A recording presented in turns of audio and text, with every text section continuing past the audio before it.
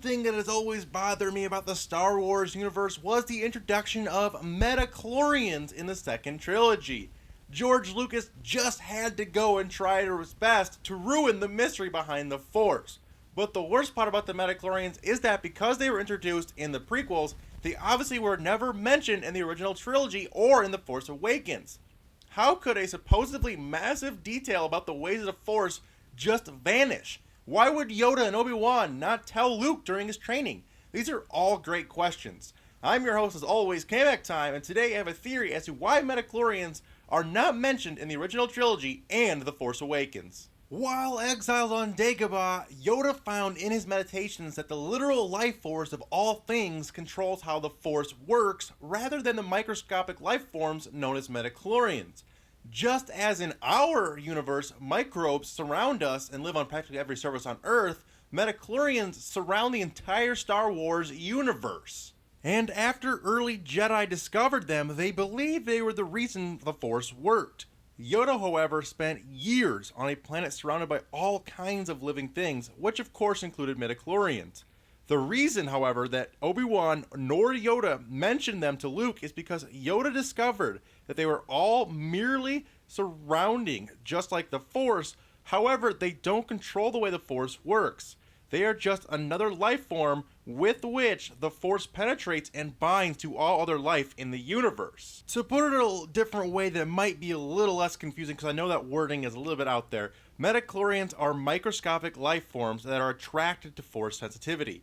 Their presence is an effect of Force sensitivity rather than a cause for Force sensitivity, a relationship of correlation rather than one of causations.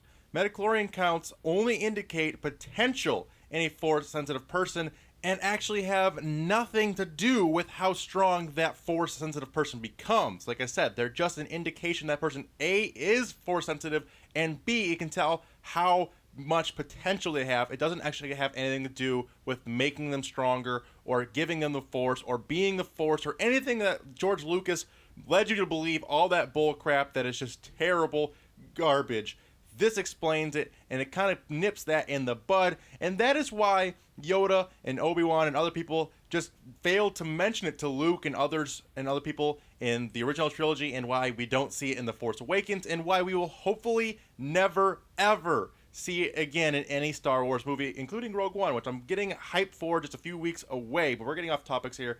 Anyway, that is all I have for today. I hope you guys enjoyed. If you guys did, make sure to hit that like button as it really helps out my channel. Let's shoot for 500 likes. If we do, I'll shoot out a new Star Wars theory this weekend. I already have a new one planned, so make sure you guys are smashing that like button.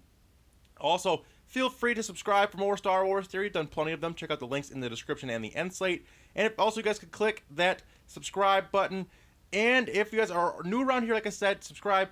But the subscription boxes lately on YouTube have just been all kinds of crazy. So if you guys want to be notified of all my videos, hit that little bell button next to the subscribe, and you guys will be notified of all my videos, even though YouTube sub boxes are just being shitty right now. But until next time, guys, remember that's always KMACK time somewhere. Take it easy and peace out. Oh, and today's code word, you guys can leave in a comment down below. Then let me know you guys made it all the way to the end of the video, is going to be lightsaber. So go ahead and drop it in the comments. All right, guys, take it easy.